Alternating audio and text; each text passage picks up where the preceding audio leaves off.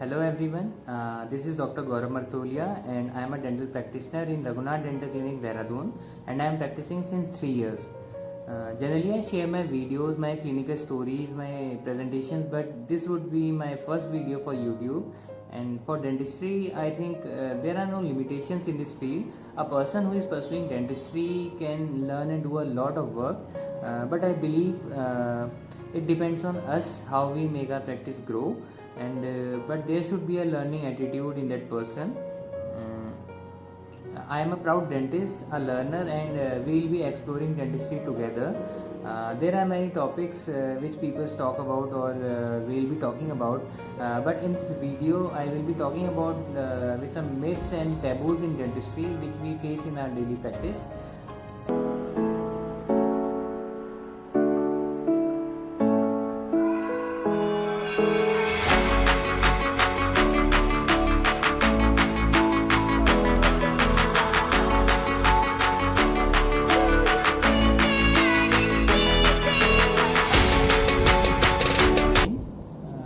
First one would be are dental procedures always painful.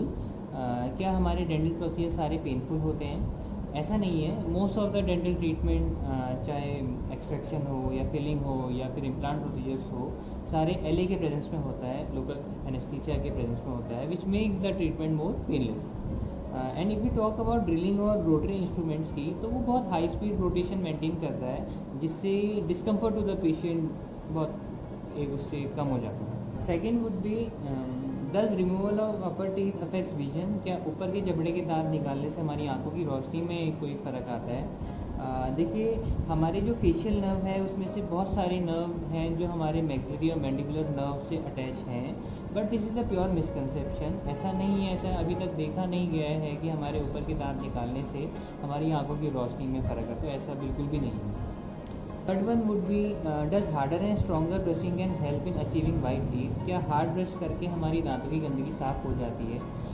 देखिए, most of the clinic में जब patient आता है तो उसकी यही शिकायत होती है कि मैं बहुत हार्ड ब्रशिंग करता हूँ बट फिर भी मेरे दांत साफ़ नहीं होते हैं. ऐसा क्यों?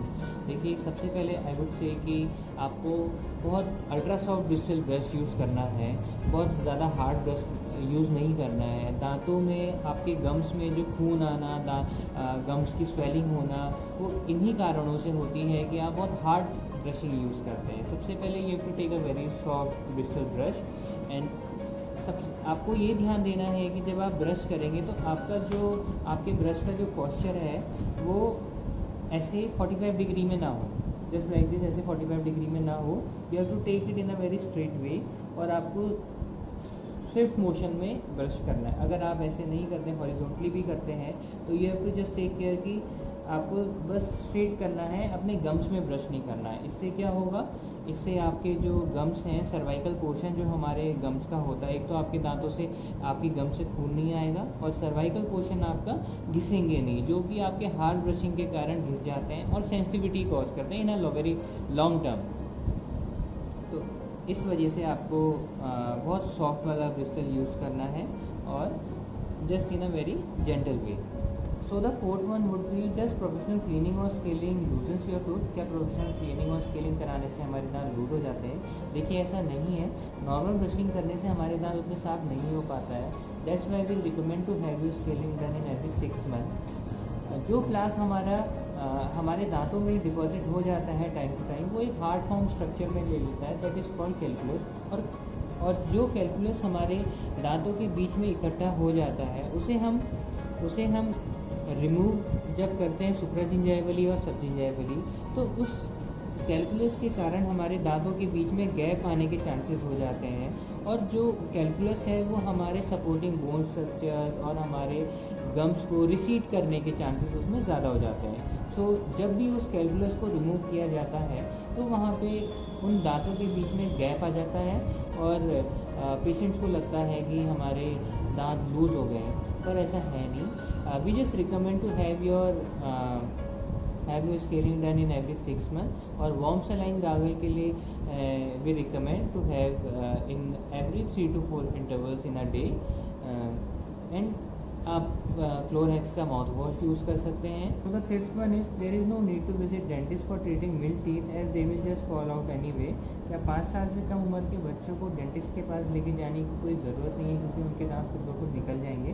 देखिए, every loss of primary teeth will definitely will lead to difficulty in chewing for your child, and वो उसकी न्यूट्रिशनल चॉइसेस पे भी फ़र्क करेगा, and it will definitely affect it adjacent tooth. So अपने we recommend you to take your child to your dentist. Sixth and the last one is it is not good to get your dental treatment during pregnancy. जिस pregnancy के दौरान most of the dental procedures नहीं होता है, but second trimester में there are some treatments which can be done during your second trimester of your pregnancy. I hope you got to know and learn more about myths and taboos of dentistry. I also hope I broke some myths today. I will be coming up with more such dental education videos. Thank you for watching. Keep supporting